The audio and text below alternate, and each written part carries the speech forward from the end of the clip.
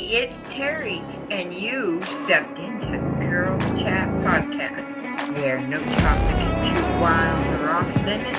Want to share your story? Grab a mic, pull up a chair. Email me at girls, that is girls with a Z podcast.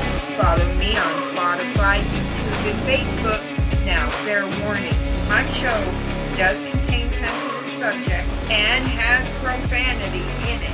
So, please listen at your own risk. Now let's get into it. Whoo! I am so happy. Friday. Let's start off with that. It's Friday. What are y'all doing? Oh my God, what a week, what a month, what a year. And it's not even been a whole year, but it seems like it's been so long. And this is only April. It is so crazy that we are already in April. Wow. Well, I hope you all are doing wonderful. Thank you for coming aboard and listening to another one of my podcasts. We got emailed a request, and so I did a little bit of research. I thought I recorded. The recording didn't come out phenomenal, so I decided that we're going to re-record. So this is actually take 2. But, what are we up against? We're just brand new podcasters trying to dive in the market. Well, I got emailed and a request came through for fibromyalgia. And I am not diagnosed, but I have had back surgery, and I feel like I do have a form or start or whatever you call it. I feel like I have a touch of it, or I have it. Maybe there is a you do have it and you don't have it situation, or it seems to be one of those things that is firm. Like you definitely feel it. So I did a lot of research. I went on our favorite Google, and I also did WebMD, because that seems to be the two sources that are online that we have the capabilities, besides medical books and doctors and things like that, that an average Joe can go and click, punch, and you've got some information. Granted, these aren't the two sites that I stopped at. I obviously went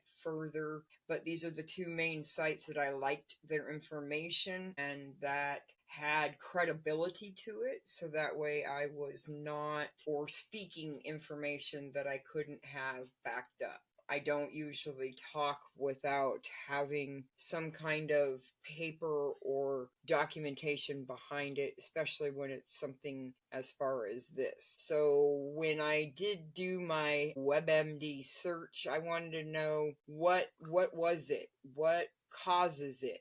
Doctors aren't sure what causes it, but when you have fibromyalgia, you may be more sensitive to pain and other goodness gravy. See, it's a Friday, and I did have 2 cups of coffee prior to this. Your pain and other people's pain may be very different and may go for more periods of time than others. So my pains may be more crucial to myself, and your pains may be in different areas and just as crucial in your area.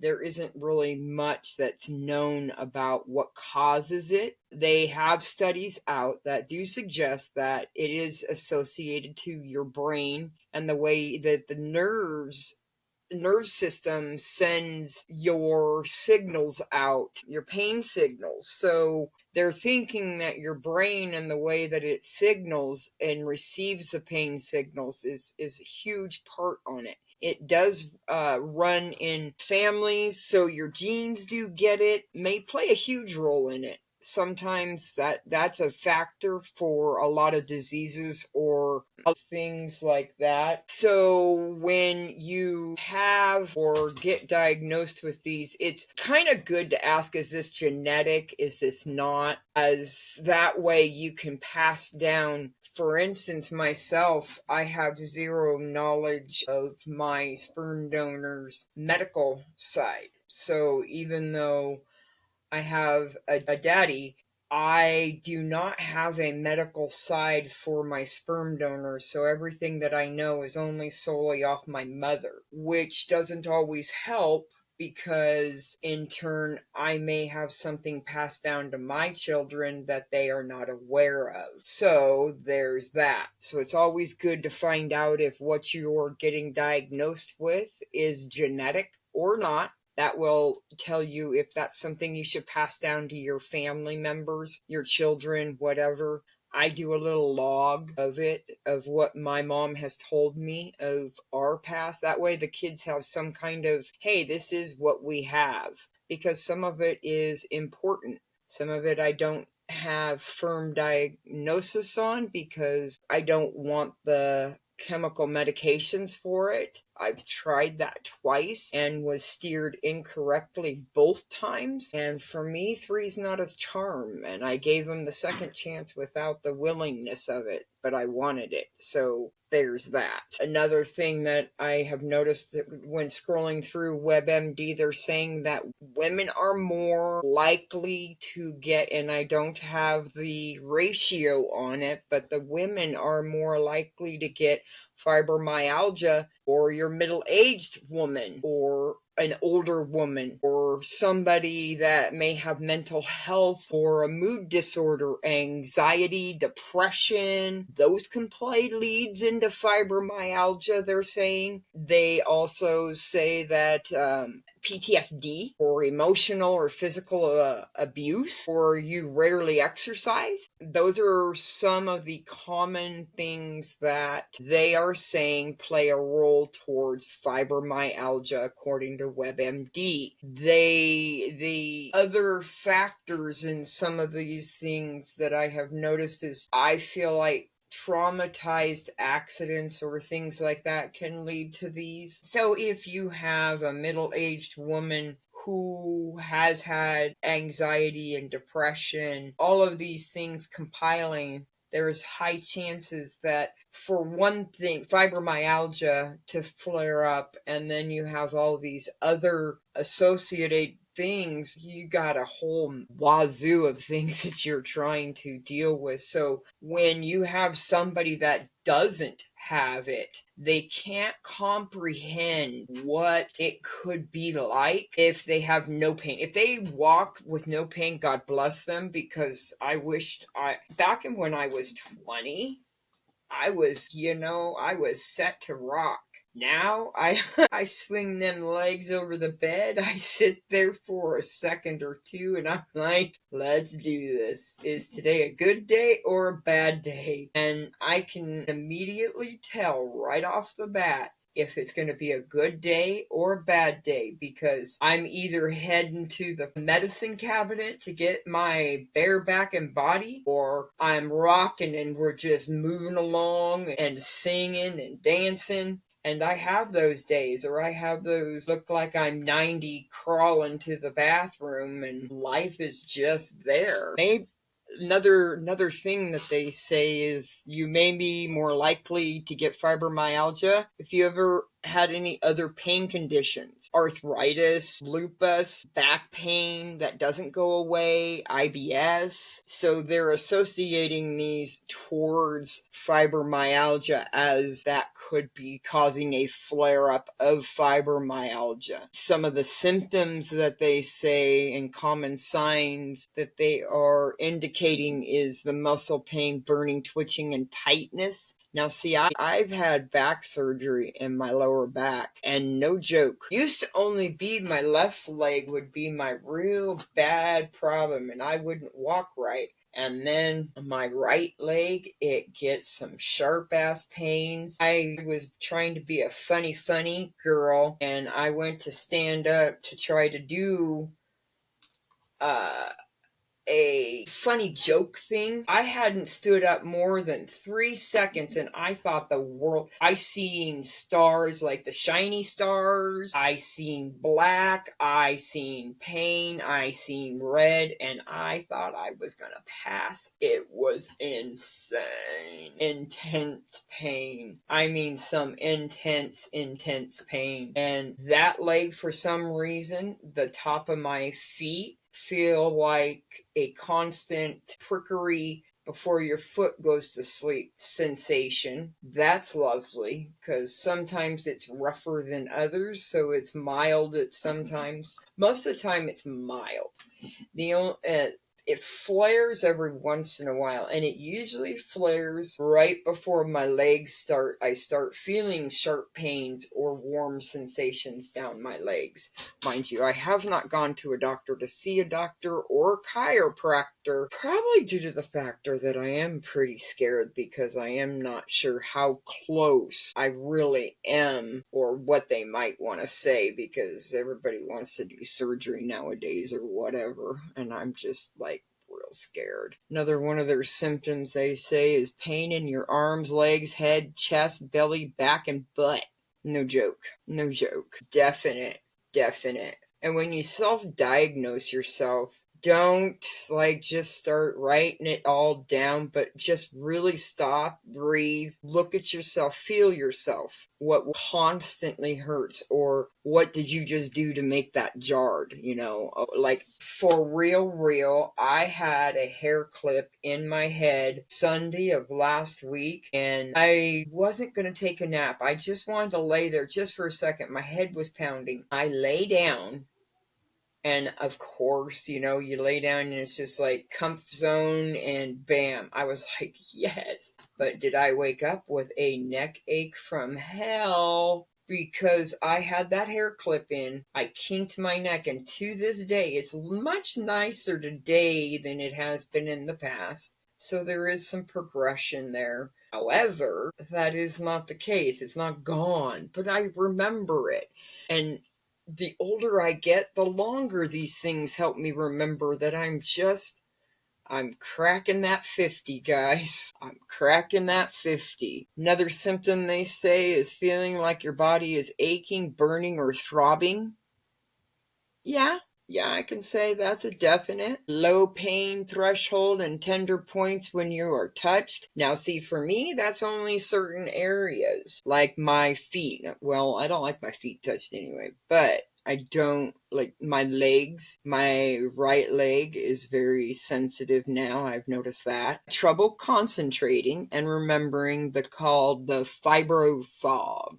Fibo or the menopause fog. Hello. I got stuck with being menopause, dead set center, not knowing what to do, not knowing how to become anything normal. That stuff is some gnarly stuff. We're doing a podcast on that because that's some gnarly stuff. Let me tell you what. And we have people wanting to be us because they like being a woman. Yeah. That's just, I don't like the things we get. Why? Why does it have to hurt? Why do we have to be so much pain? Let's see. Draining, fatigue, or overwhelming tiredness. Yeah. What is it they say? You're supposed to get 7 to 8 hours of sleep? 5 minimum, 6 or something. I haven't looked it up, but I can tell you I sleep 4, and that's sometimes, and sometimes it's 1, sometimes I actually get some good sleep, so I can't complain a lot. There are more times sometimes in the rougher periods. The ones I don't like is I don't like the weeks. And I've gone a week with having some struggle and pain. Let me tell you, I get these cranky little looks on my face, and I'm like, you just knock that off. Insomnia, not sleeping well, duh. Like, that's a big one for everything, for mental health, not sleeping. And I say this because rest and sleeping, a lot of people get these two words. They're very relative to each other, but so dramatically far apart. Because sleeping to me is closing your eyes and laying down. Sleeping is a deep sleep. You are out cold. World War IV is happening and you just ain't got nothing. Now you're resting Your eyes are closed, so your body is just laying there. There's still thoughts going through your head, but you're just not there. You're not snoozeville. That type of snooze. Those are two separate things, and the sleep is the one that you really got to get the most of, because your body will rest in the beginning and rest at the end, but forcing it into direct awake mode instead of allowing your mechanical insides to start functioning and just going from a dead nice sleep to an upright, oh my god, down the path aptitude thing. That is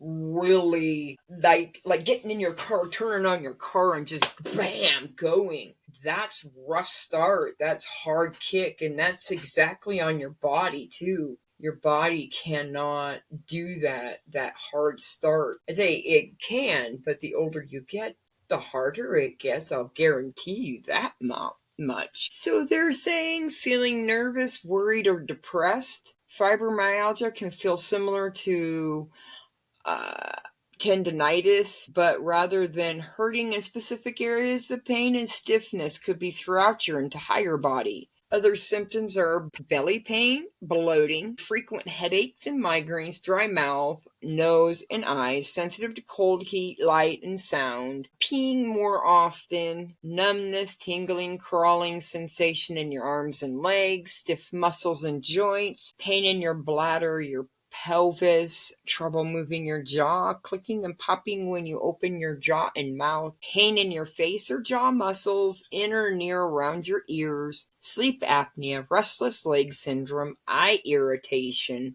blurred vision, fibromyalgia. My goodness, do you see? And it's not to say that list is every single one of them is a check, check, check, check, check. You may have 2 out of that stack, or you may have 1 out of that stack, or you may have more of them than you don't. Those are the ones that people have come to these doctors and said, this is what I have.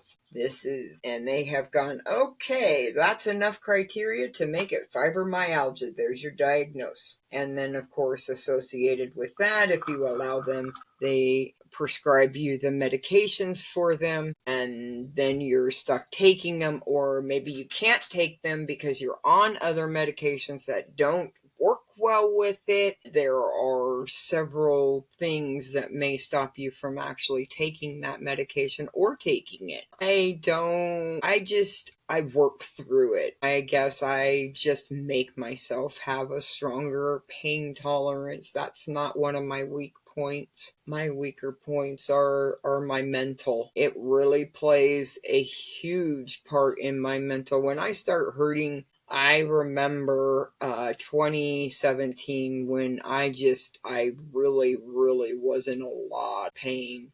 And my family's seen a lot of mom at the very rock bottom, because I was in so much pain for my back that I had to have surgery, and getting to the surgery point was forever, it seemed like. And it was by far not. It was within a year. So I was very fortunate. A huge shout out to The Rock in Reno, Nevada, because they were just phenomenal. They did their phenomenal job, and I have no problems now except for just being old.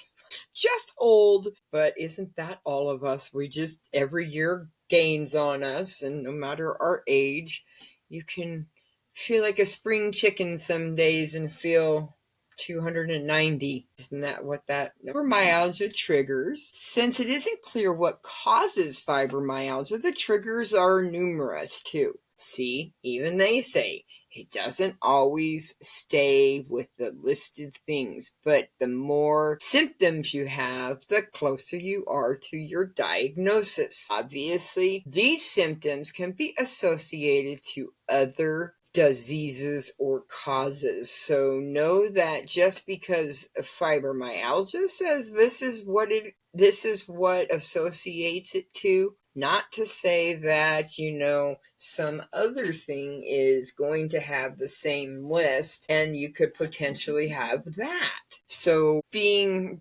diagnosed by an actual doctor will definitely help you. Definitely have some kind of medical. These are things that will trigger anything, not just fibromyalgia. It will trigger everything: your mental state, your mental status, your physical status, your well-being, your presence towards people, your ability to achieve goals. These are things that you yourself will have to do. Like, these are like, how you have your bill list and there's like whole, rent or mortgage, whatever your preference is that you do. If you rent, or you have mortgage, those are like your top priorities. That's like, you have to have that. You can have no power, but you got to have a place to stay. So those are your top things. Well, this is in your body atmosphere. This is your top things: what you eat, sleep,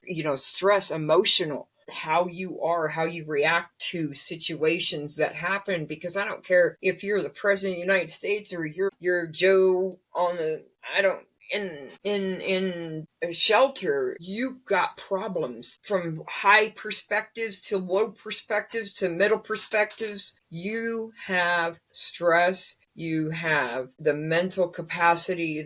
Those are things that you have to make sure that you get done. Eating, making sure that you get that well-balanced vitamins, because I can tell you what, our foods are far from what has been nutrient to us. And I believe that's where a lot of our problems come from, is we do not eat enough of our foods. We are eating quick, fast foods, and that is exactly what is made: quick, fast food. It is not made. It is not meant to sit there. It is meant to be rotated through that shelf in fast pace. As fast as it comes in, it goes right back out. Fast as it comes in, it goes right back out. That's what our food is made. Every single food. Anything that you do not grow or raise, that is done for you, and it is done completely different than how it was done years ago. So the nutrients level,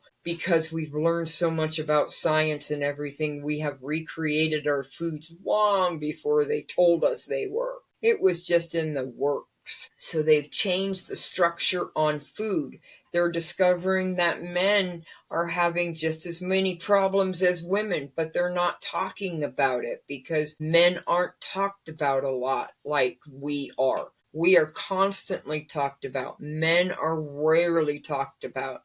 I want to dive into a subject I had just heard about on men. I believe that it is a male-female problem we are having, and it is because our foods are lacking the nutrients that is needed for our bodies. Our bodies need nutrients because we sure do not take vitamins like we should. And are the vitamins actually what we need? Don't we need it in our foods? Are we eating the correct foods? You grabbing that box of cereal off the shelf, is that homemade or is that out of the store? What's the ingredients? Can you pronounce them? Can you look up each one of them and tell me exactly what it means? I can. When you have another trigger they're saying is your hormones changing, men and women. When you start getting older in your 30s, 40s, and 50s, stuff starts changing. That's what do they say? This is the golden years? Let me tell you what, I don't know what golden feels like, but I'd sure like to know, because there are some days ain't golden nothing. No golden anything, I can tell you that. They say that starting new medication for another condition can trigger it. Changes in the weather, that's huge. I have more problems going from winter to summer or spring than I do from fall to winter. If the fall to winter is dramatic and cold, I do have problems. If it is not, and it's just a transition through, because we have had those, like this year, we did not have snow this year, which was crazy. We had some snow, a little bit of here you go. This is what color it is. And then, okay, we're all done. We had some snow, but the dramatic snow constants, and then go to warm, and then go to cold and warm. That is just insane. You can't do that to me because it triggers my back. It's horrible. So do you have any illnesses or infections that are other than the fibromyalgia that could trigger it? Changing your treatment plan on your fibromyalgia, that's going to, like, when you first start trying to get a medical regimen on it, changing, like I said earlier, changing those medications around, that's a problem. Some of your medication lines may not match out, so you've really got to start paying attention to your body. And is your body reacting to that, or is it not?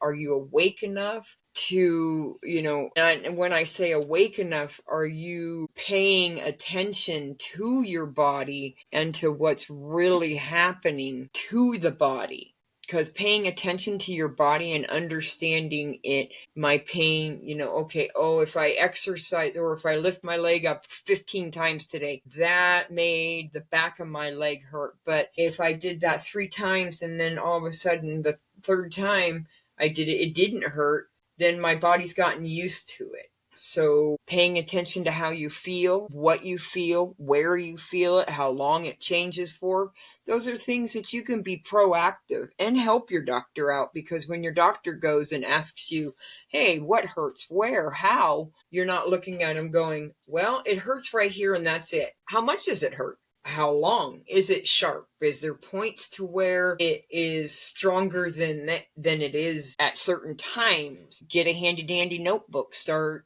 keeping a daily log of everything if you need to. Those are things to do to watch your health and keep track on some new things that you might be going through to help not only your medical doctor, because I'm not against them. I think they're getting paid a little too much, because I feel like they hand out medications before they find the root of the problem, and I don't believe that they got to that overnight. Over the years, they have completely I don't know if it's they just don't want to do it no more. They're held to more regulations than normal.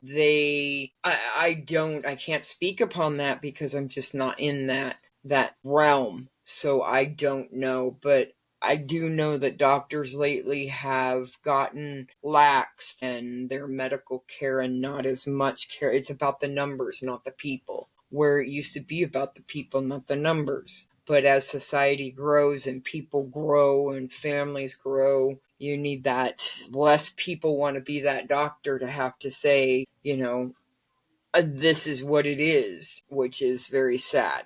I looked up what fibromyalgia, what's the word? It's a deviant from a Neo-Latin and Greek word. Wow, how cool is that? They said working with fibromyalgia can be challenging. Can come with chronic pain, difficulty in concentrating, stress-related symptoms and flare-ups. Many people continually work while having fibromyalgia because who's going to pay the bills? Who's going to pay our phone bill or our rent, mortgage? How are you going to do that? You can't do that unless you go to work. Well, going to work is going to get money, and if you're in pain, you just got to go. I'm pretty sure there's probably coworkers that have to see me, and I look like 90 some days, and some days I'm up and rearing, and I'm ahead of them. They have tips and tricks. Let me know if you've tried any of these, because I've tried them. They help, but it's not like the cure. And unfortunately, with this, I don't feel like there's anything that's going to cure it. It's how to work with it when it flares up or gets triggered, or how can you watch these triggers so you don't, can you be proactive and not trigger these triggers so that the fibromyalgia triggers? Good sleep, they say. So getting good sleep, managing stress, taking hot showers and baths. Now, I love me a good, I was really last night, Yeah, I was talking to the kids and I was like, you know what I really miss? I miss our hot tub. That was the funnest thing we had. We had a hot tub and it was absolutely fun to have that.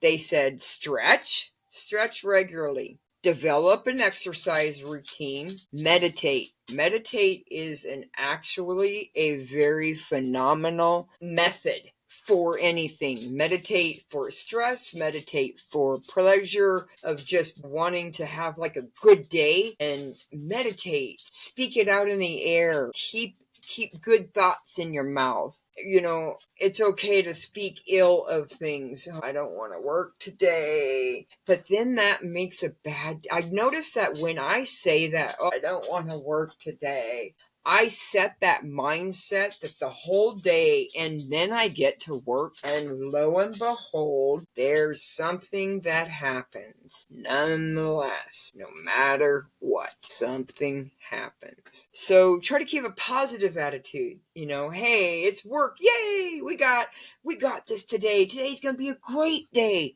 Does it always stay that way? Not all the time. But at least keeping that good positive attitude will keep it going further. Incorporate great health, complementary health approaches. De-stress. Okay, yeah, de-stress. So try that. De-stressing is sometimes easier said than done. They tell you to put away caffeine, not to have caffeine. Caffeine is a huge instigator for a lot of things. A lot of things caffeine is not good for. Some of the things said to do to assist with the pain or dealing with fibromyalgia are like no caffeine, natural therapeutics, alternative medicine, medications, acupunctures, massages, biofeeds, mindfulness. They state using omega-3 fatties, acids, magnesium, turmeric. These are things that I take on a regular. I do see a difference when I don't take them versus when I take them, because I can tell you when I'm out, you start seeing me go cripple. And I just get real tired. Before you start taking any of the medications or anything, always make sure to do your research. No matter what it is, do your research. If you're on medications, Google, does this work with this? Does this work with that? Side effects of this if I take that. Side effects if I do this with this and that. Google, if you plug anything into Google, it will either redirect you, direct you, or give you the answer. It is an amazing tool. It is human fed, so it is able to make mistakes, of course. So that's why they never say trust the first thing you look at.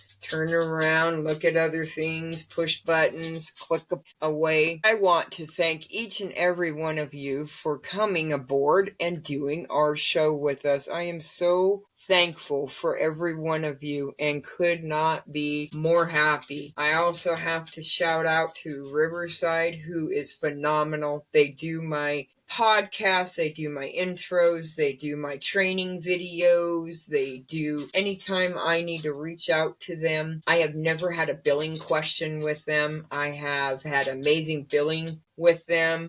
I had them reach out to me and offer me a subscription for talking about them. So I want to give them a huge shout out because they are a huge reason why I started podcasting. I started podcasting because I wanted to have fun. I wanted to have an open podcast where I didn't have to have the rules and regulations of like others. If you want religious ones, there's those. So there's so many that we can all share that. And I love it. I love being in the podcast land. I love being out here, and Riverside has just made it phenomenal. Huge shout out to Riverside. I thank you guys very much. I thank my followers, because if it wasn't for you followers, I would never have anybody. For my subscribers and followers, I appreciate you all. I appreciate Spotify for accepting our podcasts. I appreciate Facebook for our continuous recommendations and letting us share our podcasts on